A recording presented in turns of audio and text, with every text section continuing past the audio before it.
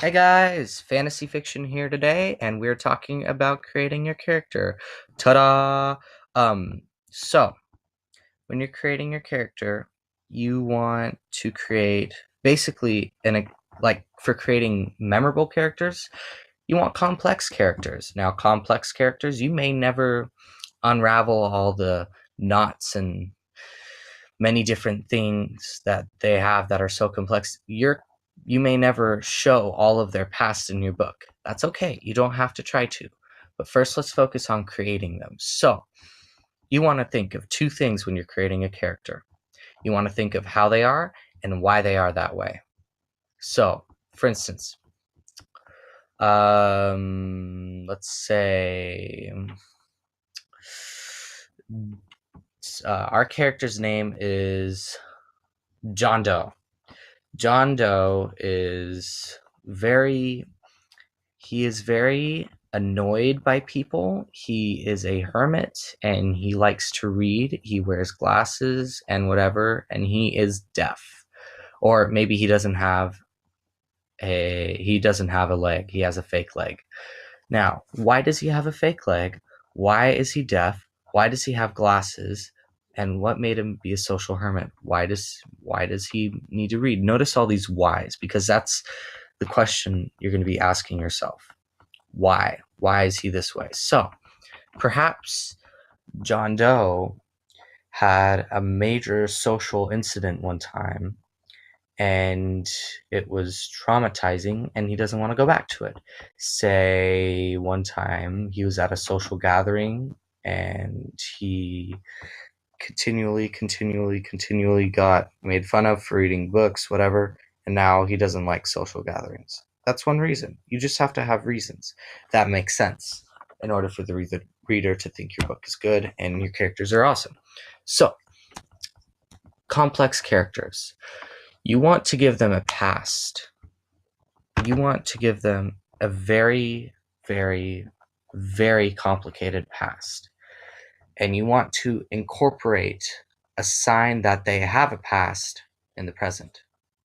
So, if I'm making sense, that means, like, say I have made a character a dwarf, and he is getting up at his friend's wedding and he wants to say a few things about at the dinner, and he wants to say a few things like, oh, my friend, I've known him since I was a blah blah blah blah blah blah blah blah blah, and I hope he's really happy with his love and that he's finally found someone that he could spend the rest of his days with, blah blah blah.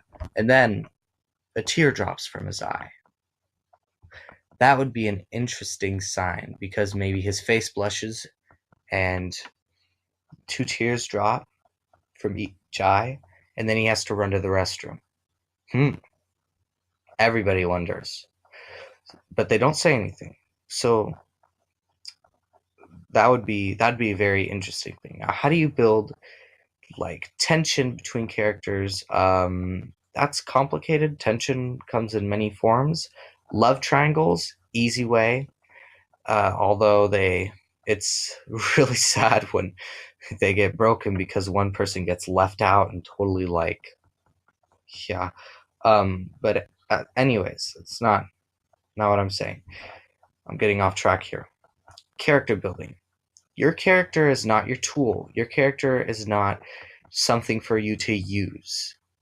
Your character is a person. That means your character has traits that stand out. Has, well, if you play D&D, bonds and flaws.